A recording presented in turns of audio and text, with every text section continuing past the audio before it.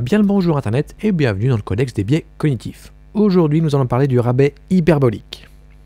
Rassurez-vous, sous ce nom compliqué, c'est une notion simple et ça va vous expliquer par exemple pourquoi on s'en fout complètement du réchauffement climatique.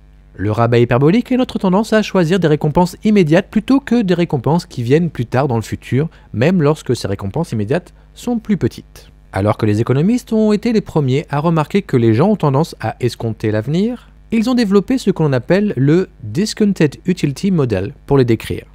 Ce biais cognitif a été appelé plus tard rabais ou actualisation hyperbolique par le psychologue Richard Bernstein en 1961. Il a remarqué que les sujets de ces études avaient tendance à considérer les récompenses en proportion non seulement de leur taux et de leur montant, mais aussi en fonction de leur immédiateté. Action contre le réchauffement au point mort. La dégradation de l'environnement est un exemple clair de pensée à court terme. À l'heure actuelle, il est clair que les effets à long terme des activités et des technologies à forte intensité de carbone seront extrêmement coûteux. Un consensus écrasant dans la communauté scientifique indique un lien de causalité et met en garde contre une catastrophe environnementale qui en résulte. Pourtant, ces produits et sources d'énergie répondent à un besoin immédiat à un faible coût initial. Quasiment tout le monde ou beaucoup d'entre nous sont prêts à continuer à les utiliser car ils sont en plein dans le rabais hyperbolique.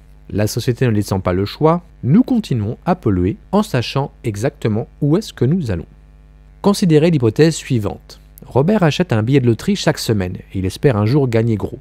Un jour de chance, contre toute attente, il le fait. Robert vaut maintenant un peu plus de 5 millions de dollars. Après une frénésie de célébration et de câlins, Robert s'est rendu au bureau de la loterie pour réclamer son prix. Lorsqu'il est arrivé, le directeur de la loterie lui a donné le choix. Soit il pouvait réclamer les 5 millions de dollars maintenant, soit il pouvait choisir de recevoir 250 000 dollars chaque année pour le reste de sa vie. Robert n'avait que 35 ans, photo non contractuelle.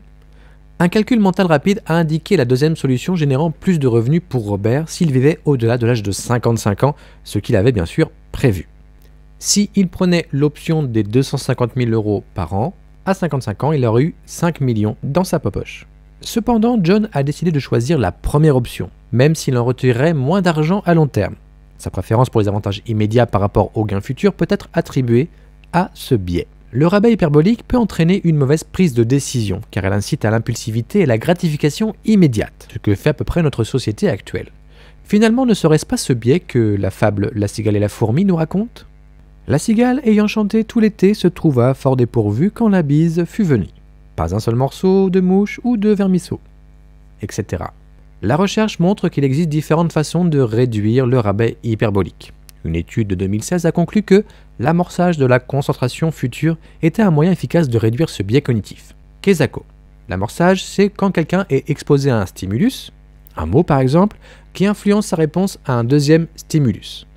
Christine Schaeffer et ses collègues ont découvert que le fait d'être exposé à des mots comme futur, à long terme et contrôle de soi rendait en fait les participants plus susceptibles de penser à eux-mêmes et à leur avenir de cette manière. Qu'est-ce que cela signifie pour nous ? Réfléchir et discuter régulièrement de votre avenir à long terme peut vous préparer à prendre des décisions qui atténuent l'effet du rabais hyperbolique. Une deuxième méthode, appuyée par la recherche, consiste à essayer d'imaginer et d'interagir avec votre futur moi. Imaginez le vous qui pourrait résulter de vos décisions à court et à long terme, ce qui pourrait vous inciter à prendre des décisions favorables à ces dernières.